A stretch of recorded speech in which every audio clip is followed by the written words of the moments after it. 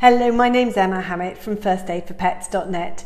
Today I'm going to talk to you about why flowering grass seed is responsible for so many visits to the vet. This sort of stuff comes off as the dogs run through it and all the other sort of flowering seeds. And they get caught very easily in your dog's eyes, their ears, their paws. They go under the skin. They get infected very, very easily. They cause pain and injury to your dog, and they get very prone to infection as well. So they cause really serious problems and mean that they are quite often the reason that you have to go to the vet. The seeds act like tiny arrows.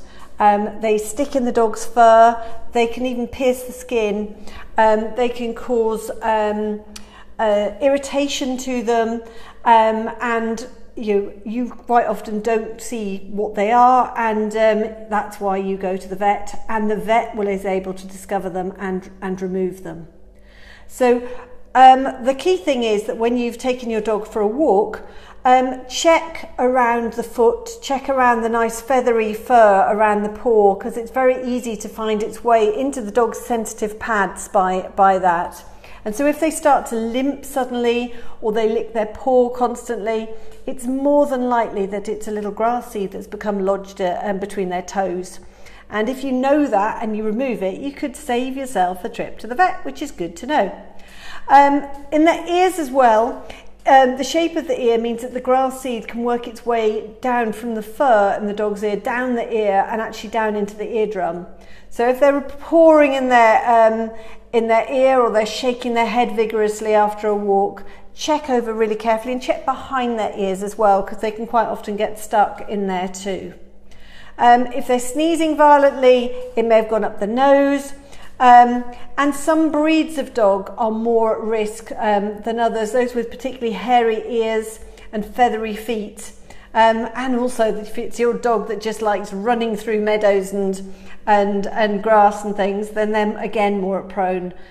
Things like the plane trees as well, those nasty spiky things can get down on them. So the top tips are to keep your hair clipped around the dog's ears, eyes and paws, to minimise the chance of the seeds actually getting embedded in there and piercing the skin. And it also makes it easier for you to spot them if it has got stuck. Check your pet after walking every time and just remove any grass seeds that you see. And if you do see that they're starting to look like they're piercing, then it's always a good idea to get them checked out by the vet, just in case. The vet has special tweezers that they can use to remove the seeds if they've got embedded, although your pet may need to be sedated for that. And so it's much better to prevent it happening in the first place and to just check and get in the routine of checking when you both get in from a walk. Hope that's helpful. That's Emma Hammett from First Aid for Pets.